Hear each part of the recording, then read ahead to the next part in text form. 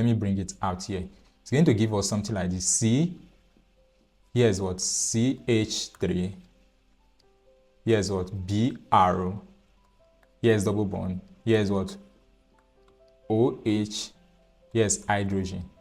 According to what you learnt, when you want to number a compound of this nature, what do you normally do? You say here will be your number 1 because this one is the carbon kind, the OH. So here's your number 1. Here's your what? Number 3. Here's your what? Number 2, and here's number 3. At position number 2, you have bromo group, but it's Z configuration based on what we have written. So here it gives us Z, and then at what position do you have the substituent? Position number 2. So we have Z2 bromo. Longest continuous chain is 3 carbon, propene. Are you getting it? Now, because of this OH, at position number 1, you have the double bond. That is why it is propene. It's supposed to be prop 1N. Are you getting it? Propene. And this OH is here also, so you say propene. No.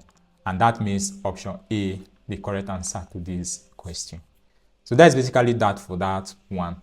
Let us see the next group of questions briefly.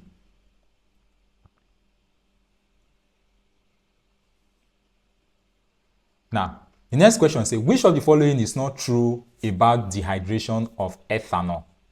We've said dehydration of ethanol will form ethene and water, right? The dehydration of ethanol will form what? Ethene and water. Is that okay? We form ethene and water. Please take note. Exactly.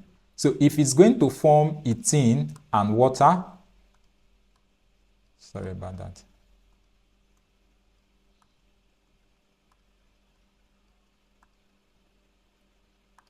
So it's going to form ethene and water. So the first option says formation of water. That is true. Formation of a product that is unsaturated. That is true. It will form a product that is what? Unsaturated. All right, so that one is true. This particular one, okay. Then the other one is formation of ethene. That is correct.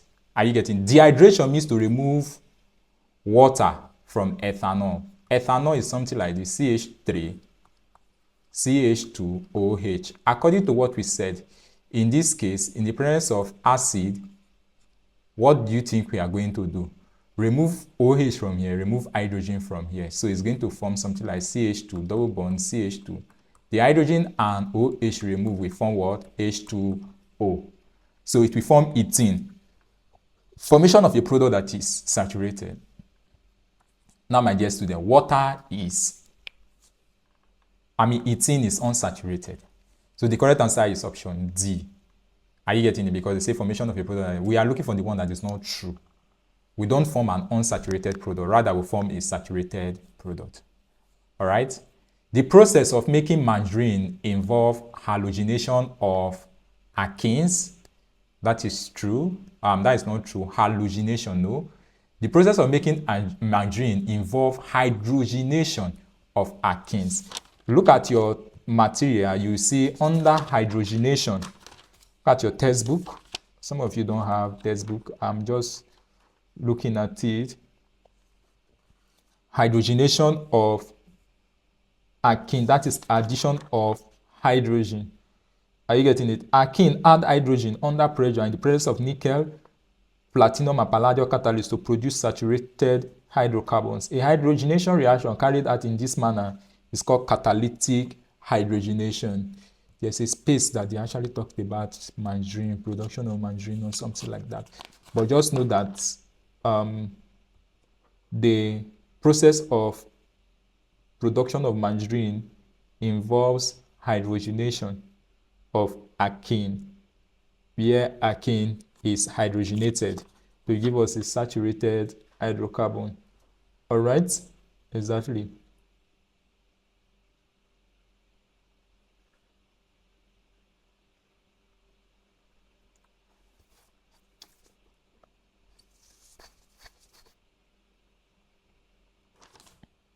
All right. So that is that. Now,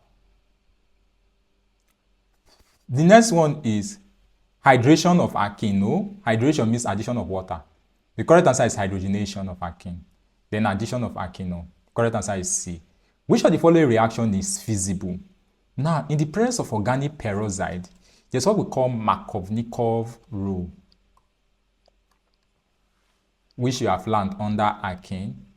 Now, for Markovnikov rule, in the presence of organic peroxide, there is another one called Anti-Markovnikov. That means it will not obey the Markovnikov rule, rather it will obey the Anti-Markovnikov rule, and it's usually present in, only occur in hydrogen peroxide.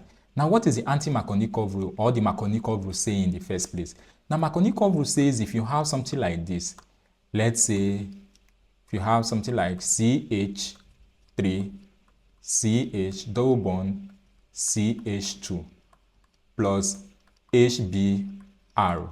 Now, the Markovnikov rule says if you have something like this, in order for you to form the product, this is addition of hydrogen halide.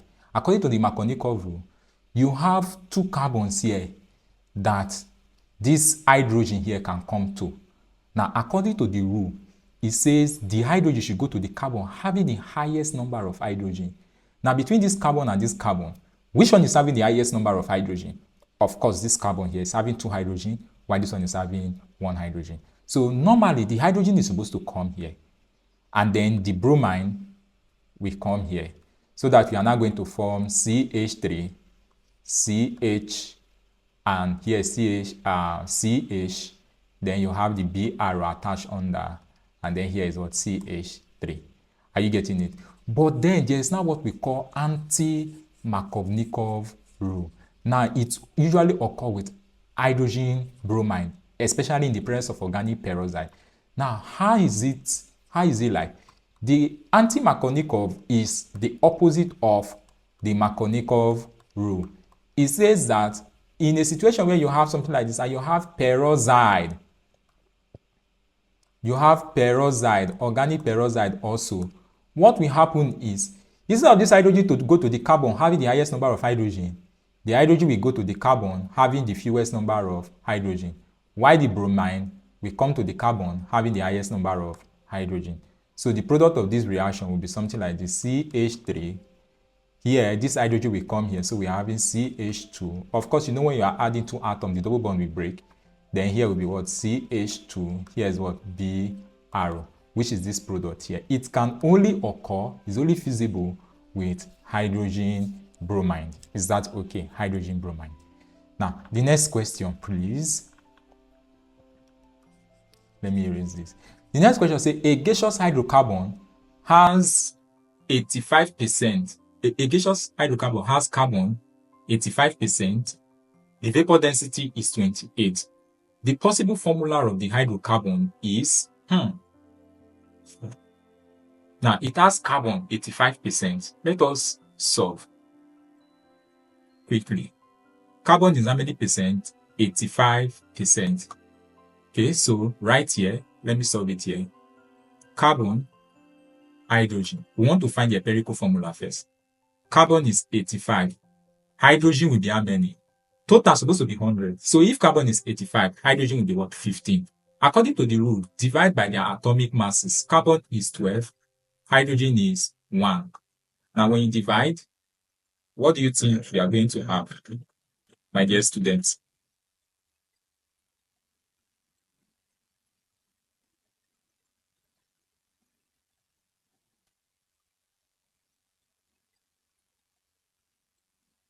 So what do you think would be the product of this reaction? 85 divided by 12 will give us 7.083. Here will be what? 15. Are you getting it now? By what you know, here will be carbon, hydrogen, 7.083. Here is what? 15. According to what we know, we are told that you divide by the smallest. So 7.083 divided by 7.083. We are looking for the empirical formula first. So we have 15 divided by 7.083. This is 2 approximately, and this is 1. So the empirical formula for that compound is C. This is 1, and here is 2. The empirical formula for that compound is CH2. Now, they gave you the vapor density as 28. Now, one thing you should know is empirical formula, which is this, bracket N is equals to 2 times vapor density. Something that you should know. Empirical formula bracket N is equals to what? 2 times vapor density. Carbon here is how many? 12. Hydrogen here, carbon is 12. Atomic mass. Hydrogen is 1. 1 times 2 is what? 2. Bracket N is 2 times. Vapor density is how many? What do we get as vapor density? Was given as 28. So here will be 12 plus 2, which is what? 14N is what? 56. All right. So divide both sides by 14. When this cancel this, your N will be equals to, I think, 56 divided by 14 will give us 4. All right. So that will give us 4. So we have CH2 bracket N. N now is how many? 4. You use this 4 to open through, which will give us C4H. 2 times this one is what? 8. So the correct answer to this question is C4H8, which is option D. Is that okay? That's the correct answer to that question. Which statement about bond cleavage is incorrect? I taught you that we have 2 types of bond cleavage: homolytic bond cleavage and heterolytic bond cleavage. Did you learn something like that? Now here we said that homolytic bond cleavage is that type of bond cleavage that leads to the formation of what? Free radical. While heterolytic will lead to the formation of ionic intermediate, which can either be carbocation or carbanion. Are you getting it now? And then heterolytic cleavage takes place under ionic condition or polar condition, while homolytic cleavage takes place under non-ionic or non-polar condition. All right. So we have the first option here. Heterolytic cleavage can produce either carbocation or carbanion. That is true. So this is true. Heterolytic cleavage takes place under non-ionic. That is false. Heterolytic cleavage takes place under ionic or polar conditions, while homolytic cleavage results in free radicals. This is correct. The initial product of bond cleavage are reaction intermediate. Exactly. Reaction intermediate can either be carbocations, carbanions, or free radicals. All right. So that is that. Now, the following are false about conformational isomers, except you have this structure here. This is called the eclipse configuration for ethane. Eclipse for ethane. Now, you say A is more stable than, I believe it will be A is more stable than B. This is your A, this is your B. This one here is called staggered conformation for ethane. Why this is called the eclipse conformation for ethane. Now, we say A is more stable than B. That is false. The solution of the following is false, except, so we are looking for the one that is true. So option A is correct because it's obviously false. All right. It's not what we are looking for. It's not the option we are looking for. So this one is not what we are looking for. A is more stable than B. B is more stable than A. The staggered conformation is more stable than the eclipse conformation. Why? Because of the interaction between these two hydrogens here, or between the adjacent hydrogens. Are you getting, making it have what we call angular strain and so on and so forth. Now, the okay, let me leave there. The angle strain in cyclopentane is greater than that of cyclopropane. Now listen, the larger the size, or the more the size, the sides, not the sides, the sides.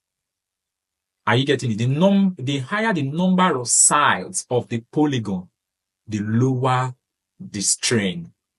The higher the number of sides of the polygon, or of the cycloalkane, the lower the strain. So it is expected that the angle strain in cyclopentane is lower than that of cyclopropane. Are you getting it? The angle strain in cyclopentane is lower, it's not higher. So of course, this one is false because the angle strain in cyclopentane is supposed to be lower than that of cyclopropane, not higher. Now, the angle strain in cyclobutane is more than that in cyclopropane. That is false. Cyclobutane has higher number of sites. The higher the number of sites, the lower the strain. So cyclopentane, we have a lower strain than cyclobutane and cyclopropane. Cyclobutane, we have a lower strain than cyclopropane. But now they're telling you it's more than, of course, evidently, that is false. Then the other one is that the shared cyclohexane is more stable than the both cyclohexane. That is correct. The shared cyclohexane is more stable than the both. And this is what we are looking for. So the correct answer is option B. Obviously, this person does not answer it, probably because he or she does not understand the question. Now, the shared conformation is something. Can I actually draw that again? The shared conformation is something like this. Is looking like this. Why the both conformation is looking something like this. Are you getting it? The shared conformation is more stable than what? The both conformation for cyclohexane. The share is more stable than the both conformation. So that is that for that as the correct answer. Now the next one is, which of these compounds will mostly be stabilized by resonance? Now, which of these compounds do you think can actually have resonance? Will mostly be stabilized by resonance. Which of them? This one has 3 phenyl ring attached to this carbon. It will stabilize by resonance. Then this one too. This one is just, so we go with option A. Then the next one is, the following are correct about 3-dimensional representation of organic compound. We have done something like this before. Taught you something like this. Ways of representing organic compound. Now, this first one here, say represent a bond projecting out of paper towards the observer. That is correct. Projecting out of paper towards the observer has this one here. Then this will represent a bond projecting out of paper away from the observer. This is correct. Away from the observer. This one says towards the observer. This one is obviously correct. This one says represent a bond lying in plane of paper. This is correct. Then this will represent a bond projecting out of paper towards the observer. This is false. Obviously, the questions